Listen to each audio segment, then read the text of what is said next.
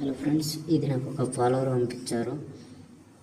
నేను ఒకటి చెప్తున్నా, ఎవరైతే లవ్ చేసుకుంటున్నారో మీరు లవ్ చేసుకుంటే చేసుకోండి, కానీ నేను మ్యారేజ్ చేసుకుంటా అంటే మాత్రమే ఫిజికల్గా కలండి. రియల్ ఇన్సిడెంట్ ఇది.